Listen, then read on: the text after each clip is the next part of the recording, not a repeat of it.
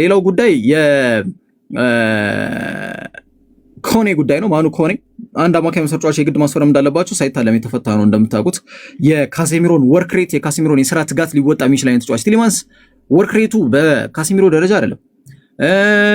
አንድሬ ሳንቶስ ወርክ ሬት አለው ጥሩ ነው፣ ግን ሊሚትድ ስኪል የተገደበ ክህሎት ያለው ተጫዋች ነው። አቅሙን ማሳደግ ከቻለ እናያለን። ማኑ ኮኔ ግን የተጫዋቾችን የማጥቃት እንቅስቃሴ ማንበብ ትልቁ አንድሬ ሳንቶስ ላይም የሌለው ቲሊማንስ ላይም የሌለው ነገር ምንድነው? አንደኛ ወርክ ሬት የሁለቱን ነገር ያቀናጀ ተጫዋች ስለሆነ ነው ማኑ ኮኔ እና ይህን ተጫዋች ለማስፈረም በሚሄዱበት ርቀት ላይ ለኪፕ ኦልሬዲ ፉክክሩን እየመሩ ይገኛሉ ብሎ ተናግሮ እንደነበር ታስታውሳላችሁ ከማንቸስተር ዩናይትድ ጋር በተያያዘ።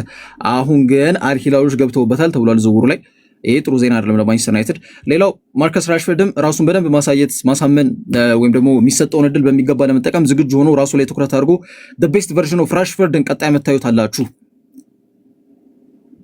ማለቱን የሚጠቁሙ መረጃዎችም እየወጡ ነው። ፕሮባብሊ ቀጣይ ዓመት በማይክል ካሪክ ስር ራሽፈርድ ማይ ፐርፎርማንስ ይኖራል የሚለው ምናየው ነው የሚሆነው። አንደኛ ከፍተኛ ተከፋይ ተጫዋች ነው ስቲል፣ ሁለተኛ ማይክል ካሪክ በጣም እመኑኝ በቃ ልጁ ጥሩ አቅም ያሳያል ቀጣይ ዓመት ብሎ ቦርዱ ለማሳመን ጥረት እያደረገ ነው። ስቲል ቦርዱ ቢወጣላቸው ነው ደስ የሚላቸው የአይኖስ ኬሚካል ግሩፕ ማለት ነው። ግን አሁን ኦልሬዲ ኤክስፓየር አድርጓል። ለሱም የቀረበው ይሄ ታይም ፍሬም እንዳለ ታውቃላችሁ። ያቺ የ40 ሚሊዮን ዩሮ ታይም ፍሬም ኤክስፓየር አድርጋለች።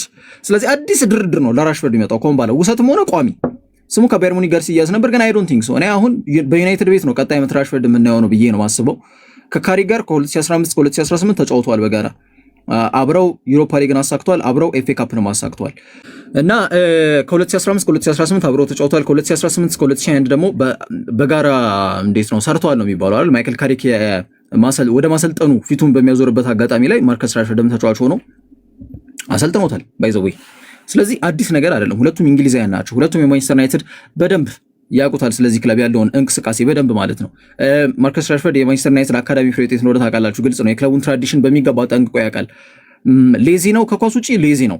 ግን ከኳስ ጋር ያለውን ኢፌክቲቭነስ በሚገባ መጠቀም የሚችል ከሆነ ሌዚነሱን ያጠፋዋል የሚል እምነት አለኝ እኔ ፐርሰናሊ ከጠየቃችሁኝ።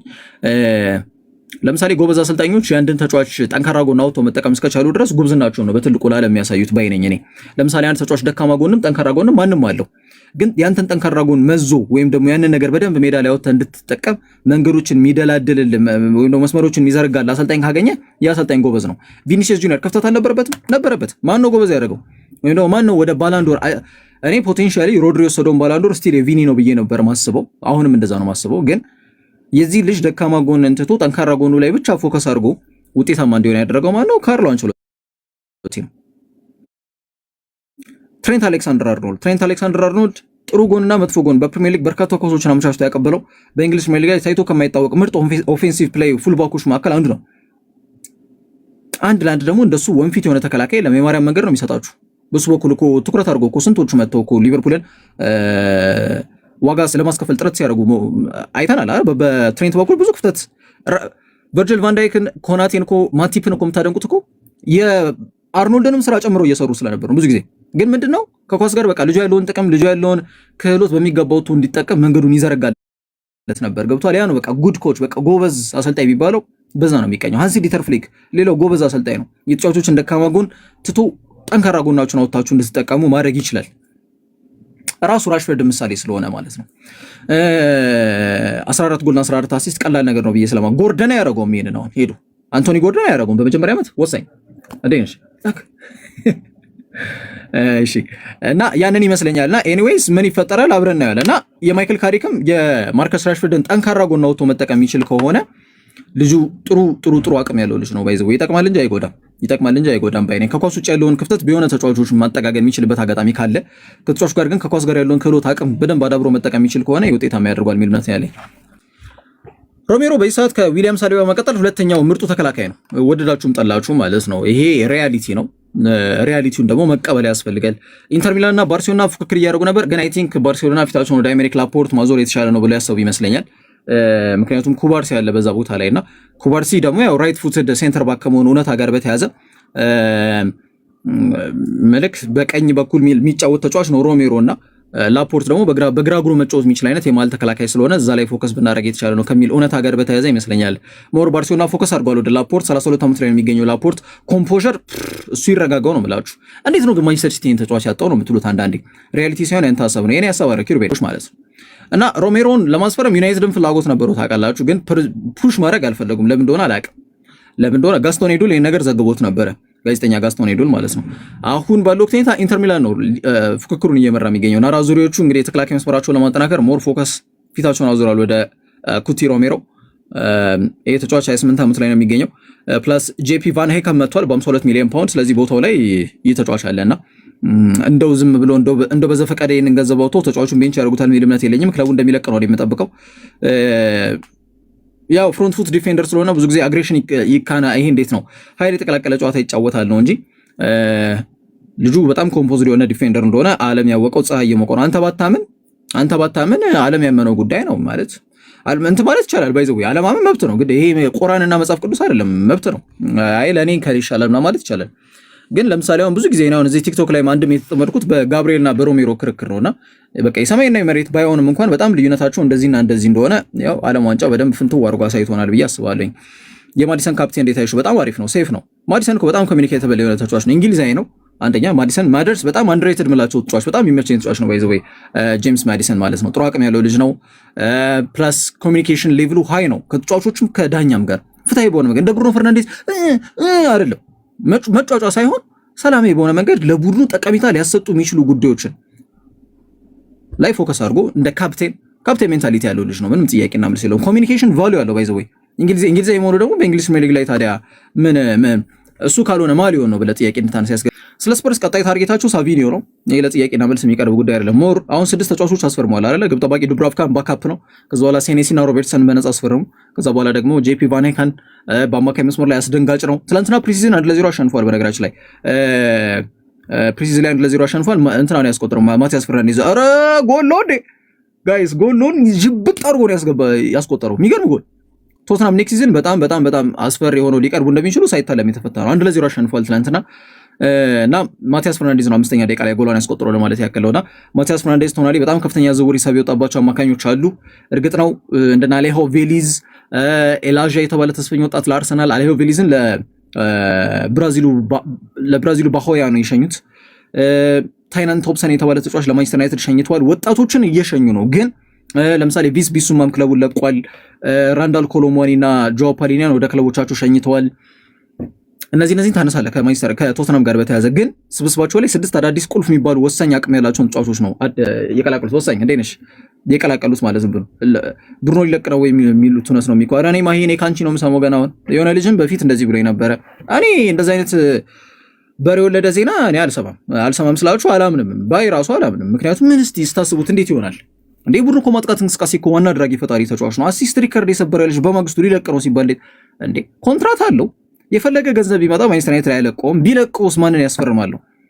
ኢቨን አሁን ለምሳሌ ሞርጋን ሮጀርስን ለማስፈረም ፍላጎት ነበረዋል ማንቸስተር ዩናይትድ አት ሰም ፖይንት ማለት አንዳንዴ ሪያሊስቲክ ሊሆን ይችላል እንደው ሊሆን ይችላል ተብሎ እኮ ቢታሰብ ኦኬ፣ ግን የማይሆን ነው ይሄ። በየትኛውም ቋንቋ በየትኛውም መስፈርት በየትኛውም ስሌት የሚሆን ነገር አይደለም። ብሩኖ ፈርናንዴዝ ዩናይትድን ይለቃል። ጭምጭምታው ራሱ ከየት እንደተነሳ እኔ ፈጣሪ ነው የሚያውቀው።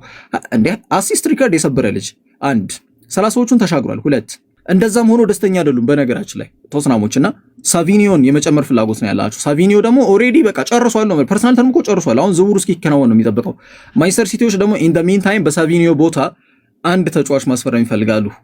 ያ ሳይሆን ተጫዋቹን የመልቀቅ ፍላጎት የላቸውም እና ያንን ስካን እያደረጉ ይገኛሉ። እንግዲህ አንድ ሌላ ተስፈኛ አንድ ወጣት ተጫዋች ምናምን ሲያገኙ ሳቪኒዮን ይለቁታል ብዬ ነው ማስበው። በዚህ ዓመት 14 ጊዜ ነው ቋሚ ተሰላፊነትን እድል ያገኘው። 36 ጨዋታዎች ተሰልፎ ተጫውቷል። ግን ጎሎቹ 4 ብቻ ናቸው። እንቅስቃሴው ተመጥኗል። ክህሎቱም እውነት ለመናገር በተጠበቀው ደረጃ እየሆነ አይደለም፣ እየቀነሰ ነው ያለውና ከዛ አንፃር ሳቪኒዮን አይ ቲንክ የሚለቁት ይመስለኛል። ሳቪኒዮና ዣቪ ሲመንስ በፒኤስቪ አብረው ተጫውተዋል ታውቃላችሁ አይደል? አንድ ላይ ፎቶቸውንም ኢንስታግራም ላይ ፖስት አድርጎት ነበር። ዣቪ ሲመንስ አውት ኦፍ ኖዌር ማለት ነው ከምንም ተነስቶና ይሄ ዝውውር ላይ ጥቃቅን ነገሮች ልዩነት እንደሚፈጥሩ ታውቃላችሁ። እና ሳቪኒዮ ምናልባት ወደ ቶትናም ሊያቀና የሚችልበት እድል አሁን በጣም የሰፋ ስለመሆኑ አንዱ አመላካሽ ጉዳይ ነው። ማን በጣም ከባድ ነው ኔክስት ሲዝን በጣም ሶላንኬ ይችላል ወይ? ሶላንኬ ጎበዝ ነው ግን ኮንሲስተንሲ ላይ ጥያቄ ታነሽበታለች። ብሩኖ ሊወጣ ኧረ እባካችሁ ብሩኖ ምን ሆናችሁ ነው? ማን ነው እንደዚህ የሚለው? እንዴ ሳክስ ነው እንዴ? አትመኑ እንዴ? ሪል ለመሆን እኮ ቢያንስ መቃረብ አለበት አይደለ?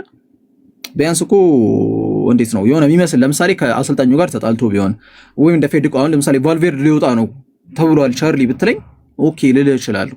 ብሩኖ ስትል ግን ይከብዳል። ገብቷል? እንዴት በምን ምክንያት በምን ምክንያት ይሄ ነው የምትለው እኮ ምክንያት ሊኖር አይችልም። ደሞዝ ከፍተኛ ደሞዝ ነው የሚያገኘው። አይ ቲንክ ካሴሚሮ ወጥቷል አይደል? ስለዚህ ማንቸስተር ዩናይትድ ከፍተኛ ሳምንት የተከፋይ ተጫዋች ብሩኖ ፈርናንዴዝ ነው። አሲስት ሪከርድ የሰበረ ልጅ ነው። በማይክል ካሪክ ያጫወት መንገድ ስርዓት ዝርጋታ ጋር በተያዘ ነው በዚህ ደረጃ የመጣው። ትሬኳቲስት ሆኖ እየተጫወተ የሚፈልገውን ፖዚሽን፣ የሚፈልገውን ደቂቃ፣ የሚፈልገውን አጫወት መንገድ ከአሰልጣኙ ጋር ተዋህዶለት መጥቶለታል። ሶ ምንድነው ምን አጥቶ ነው የሚወጣው? ዩናይትድስ ማንን አገኘ? ማንንስ በዚህ ክረምት የዞር መስኮት ላይ ብሩኖ ፈርናንዴዝ እኮ ያለፉት 10 ዓመታት የማንቸስተር ዩናይትድ ስኬታማው ዝውውር ነው። እንደው በደፈነው ዝም ብሎ እኮ ይለቁታል የሚል እምነት የለኝም እኔ። አይኖ 30ዎቹን ተሻግሯል ምናምን፣ ግን ማንንስ ያስፈርማሉ ነው በቦታው ገብታቸው። አይኖ አሌክስ ካትን ይፈልጉታል፣ ግን በአንዴ እሱን ይተካል የሚል እምነት የለኝም እኔ። ስለ ጊሜሬሽ ንገረን። ጊሜሬሽ ቅድም ሳነሳው ነበር፣ ዘግተሽ ገብተሽ ነው ማለት ነው። በአርሰናል አኬ ደስተኛ አይደሉም ቶትናሞች። ኪዝ ዳውን የተባለው ጋዜጠኛ ይህን ነገር በዝርዝር ዘግቦታል። አርሰናል ለጊሜሬሽ እየሄደ ያሉበት መንገድ ትክክል አይደለም ብለው ነው የሚያስቡት። እየጠየቅን ያለ ነው እኛ 80 ነው፣ እነሱ 70 ለማዘጋጀት ጥረት ያደርጋሉ። ምን አይነት አካሄድ ነው እያሉ ደስተኛ አይደሉም። ብሩኖ ጊሜሬሽ ደግሞ ልቀቁኝ ብሎ እያስጨነቃቸው ነው፣ በዚህ በኩል እያስጨነቃቸው ነው። ስለ በወኪሉ አማካኝነት መልቀቅ እንደሚፈልግ አንዳንዴ ይላችሁ ተጫዋቾች ከሃዲ ናቸው ምናምን በመባል ስማቸው ይጠፋል። ግን ይሄ ተጫዋች አሁን 28 ዓመቱ ላይ ነው። ቆም ብላችሁ ስታስቡት ዩናይትድ ያው በግራ መስመር ተመላላሽ ሁለት ተጫዋቾች ሉዊስ ሆል ከኒውካስል ዩናይትድ ሉዊስ ሆል ባይዘው ቀጠሮ ይዟል ከኒውካስል አመራሮች ጋር ለመነጋገር ስለወደፊቱ። ሌላ አንቶኒ ሮቢንሰን ነው። ከዛ ውጪ በማኑ ኮኔ ገዳ አልሂላል ገብተውበታል ተብሏል። ይሄ ጉዳይ ጥሩ ዜና ባይሆንም እንደ መረጃ የምትይዘው ነገር ነው። ሌላው በአሌክስ ካት ጉዳይ 64 ሚሊዮን ፓውንድ ቼልሲ ያቀርበው ጥያቄያቸው ውድቅ ሆኗል ተብሏል። ይሄ ለማንቸስተር ዩናይትድ ጥሩ ዜና ነው። ፕሮባብሊ ሌላ ዝውውር ጥያቄ ያቀርባሉ ያቀርቡ የሚለው ጉዳይ የሚታይ ስለሆነ ማለት ነው። ኔክስት ሲዝን ፕሪሚየር ሊግ ማሻምፒዮን ይሆናል ትላለህ። እስከ ቅርብ ጊዜ እንግዲህ ፕሪሚየር ሊግ እንግዲህ ዲፌንድ የሚያደርገው ቡድን አርሰናል ስለሆነ አርሰናል ነበረ የማስበው ማለት ነው ታውቃለህ። ግን ዝውውር መስኮቱ እጅግ እያስፈራ መጥቷል። አሁን ማለት አርሰናል ብሎ አፍን ለሞልቶ የሚያስደው ሳይባ ጭራሽ ተጎድቷል። በዚህ ሁኔታ አርሰናል ፕሪሚየር ሊግ ሻምፒዮንነቱን ያስጠብቃሉ የሚል እምነት የለኝም እኔ። አሁን እምነቴ እየተሸረሸረ መጥቷል። ዝውውር መስኮት ላይ ደግሞ ባሰብኩት ደረጃ እየተንቀሳቀሱ አይደለም። አንድ ተጫዋች እንኳን ይፋ አላደርጉም። ባይዘው ነገ ይፋ ይሆናል። ክሪስቶፍ ዞሊስ የአርሰናል ደጋፊዎች ነገ ይፋ ያደርጉታል። ይሄም ለክለቡ ቅርብ የሆኑ ምንጮች ናቸው የዘገቡት። ክሪስቶፍ ዞሊስ የግሪክ የግራ መስመር የክንፍ አጥቂ መስመር ተጫዋች ነው። ግን እኔ አርሰናል በተጠበቀው ደረጃ አይደለም። በቃ ምን አለፋችሁ እየተንቀሳቀሰ ያለው ማለት ነው። ሊቨርፑል ምን ላይ ነው ማለት በምን ጉዳይ? በዝውውር ጉዳይ ነው ሞር ፎከስ ያደርጋሉ። አሁን ማግነስ አክሊዊች እና ባርኮላ ኢዘር ከሁለቱ አንዱ በእጃቸው ያስገባሉ። በተረጋገጠ ደረጃ ማነሳው ጉዳይ ነው። ማግነስ አክሊዊችን ፓሪስ ሴን ጀርሜን ካስፈረመው ባርኮላን ይለቋል። ማግነስ አክሊዊች ሊቨርፑል ካስፈረመው ደግሞ ባርኮላ ላይ ያላቸው ፍላጎት ሊቀሰቅስ ይችላል ማለት ነው። እና ማንቸስተር ኢቭኒንግ ኒውስ ኦኬ፣ እሱ ከሆነ ያለው ከባድ ነው። ብሩኖ ዲቦጋ ምንድን ነው እሱ ነገር? እኔ እኮ ምንም እንትን አላልኩም። ገብቷል ማለት እውነት ብሎ ለመቀበል የምትችለው ነገር አይደለም ይሄ። እኔ ስቲል ማንቸስተር ኢቭኒንግ ኒውስ ቢል እኔ ፋብሪዚዮ ቢልም እኔ እጠራጠራለሁ። ባይዘው ፋብሪዚዮ ራሱ ቢል እጠራጠራለሁ ይሄን መረጃ።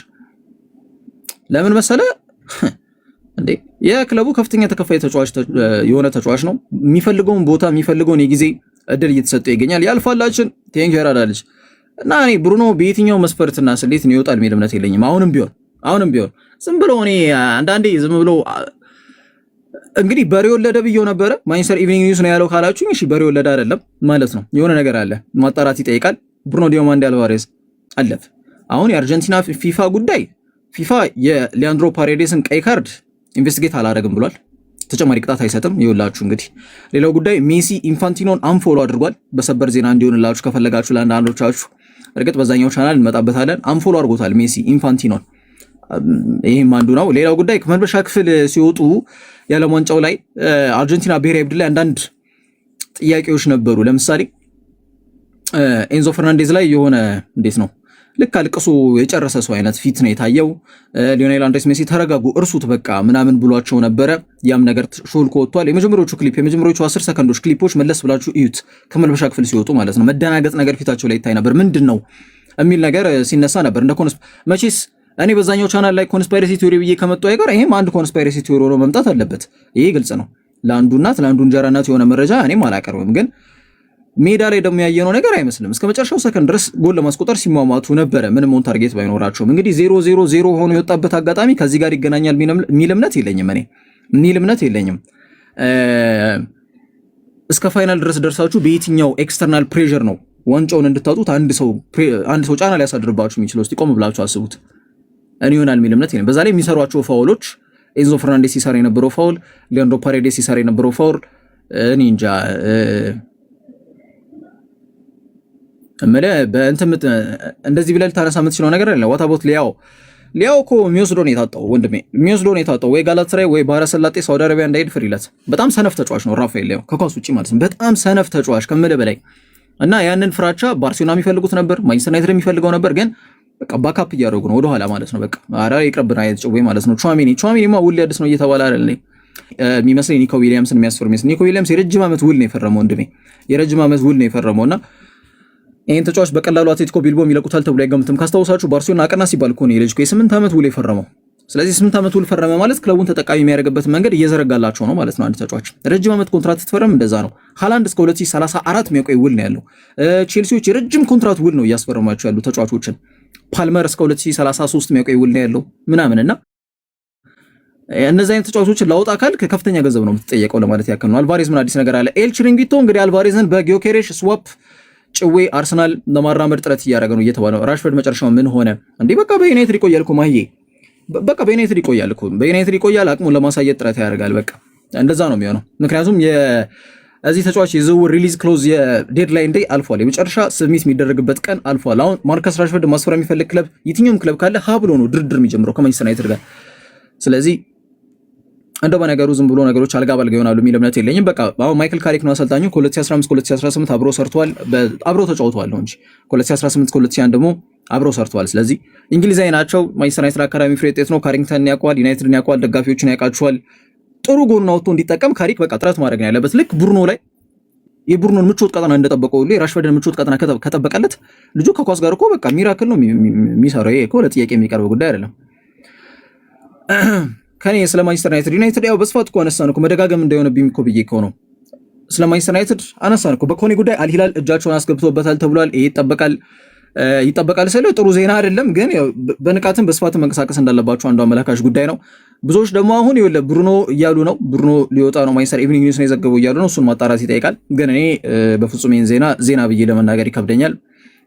ከልጁ ኮንትራት ኢሹ ካለበት ወቅታዊ ሁኔታ ጋር በተያዘ ማለት ነው። ከአሰልጣኝ ጋር ከተጫዋች ጋር ያልተጣላ ልጅ፣ አንሴትል የመሆን ነገር ያልታየበት ልጅ ዝም ብሎ ይወጣል ተብሎ ለመናገር ስለማያስደፍር። ሌላው በግራ መስመር ተመላላሽ የተከላካይ ስራ ቦታ ሉዊስ ሆል እና አንቶኒ ሮቢንሰን፣ እነዚህ ሁለት ተጫዋቾች በአማራጭ እያዩ ይገኛሉ።